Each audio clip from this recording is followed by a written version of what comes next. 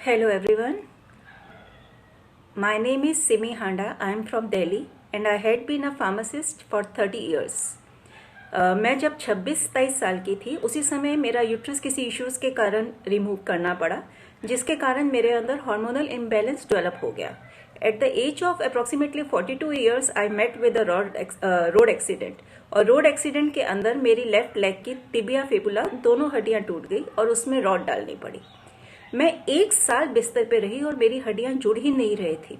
Total scan करवाया गया और उसके बाद मुझे पता चला कि मेरा ऑस्टियोपोरोसिस -6 है, जो कि इतना ज़्यादा था कि डॉक्टर्स भी शॉक्ड हो गए. और डॉक्टर ने उस समय मुझे ये कहा कि आप बिस्तर पे रहने की आदत डाल लीजिए, क्योंकि अब आपकी बाकी ज़िंदगी बिस्तर पे ही बीतेगी. Because osteoporosis is said to be a progressive disease जो लाइफ के साथ बढ़ता ही चला जाता है.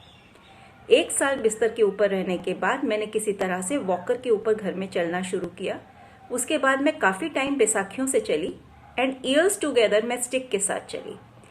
उसके बाद धीरे धीरे मैंने वॉक करना शुरू किया, बिकॉज मुझे डॉक्टर ने ये बताया कि बोन मास अगर बढ़ेगा तो वो सिर्फ एक्सरसाइज से या वॉक से ही बढ़ सकता है. That was the allopathic way of telling us disease के बारे में जो उन्होंने मुझे समझाया. उस हिसाब से मैंने चलना शुरू किया एंड आफ्टर मेनी ईयर्स इसी तरह से चलता रहा. आई स्टार्टेड टेकिंग कैल्शियम और बस मैं कैल्शियम खाती रही, लेकिन कोई इम्प्रूवमेंट कभी नज़र नहीं आई मुझे किसी भी स्कैन में.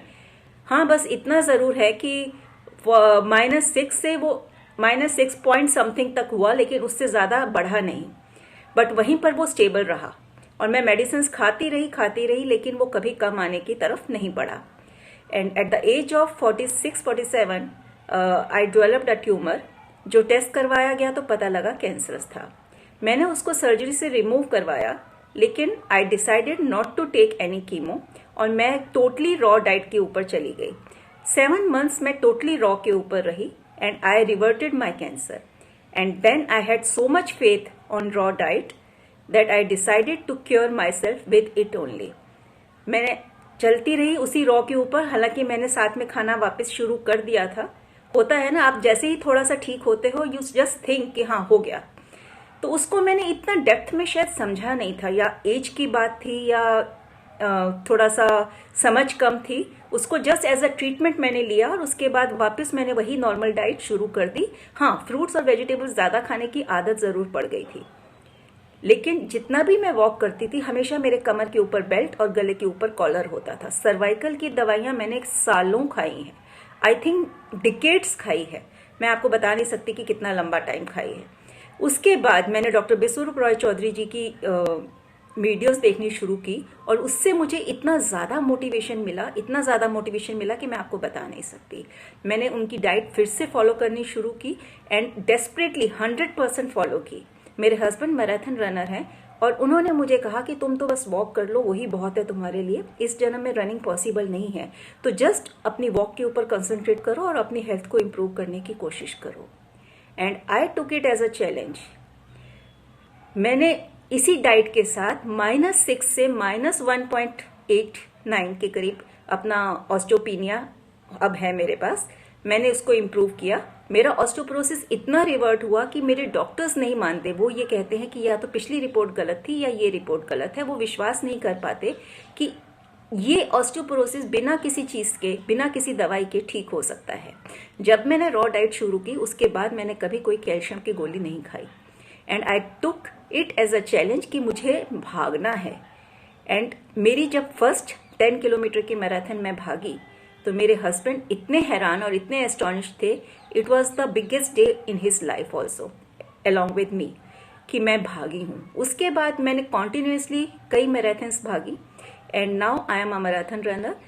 हालांकि पिछले साल मैंने करवाया था and it was osteopenia, just थोड़ा सा बाकी रह गया था, वो भी एक ही पोर्शन में बॉडी के. एंड 1 साल हो चुका है मुझे डेक्सा करवाए हुए एंड आई बिलीव कि I am perfectly okay and normal now.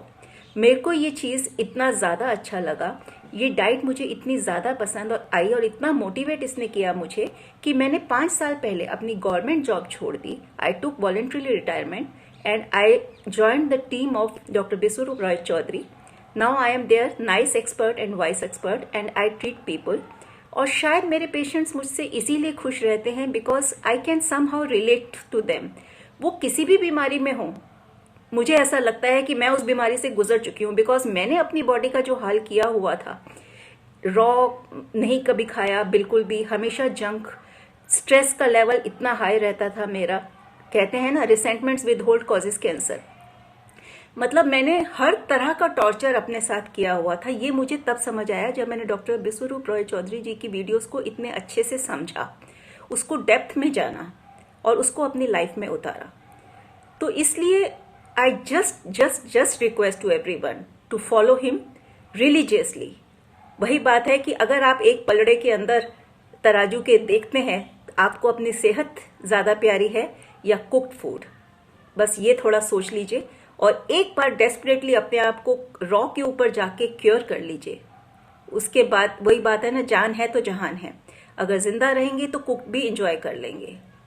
मैंने तो इतने करीब से मौत को देखा है कि मुझे इस डाइट के ऊपर बहुत ज़्यादा बिलीव है, और जब तक मैं जिंदा रहूंगी I think I will always religiously follow this diet and doctor Biswaroop Roy Chowdhury. Thank you very much, please do follow him.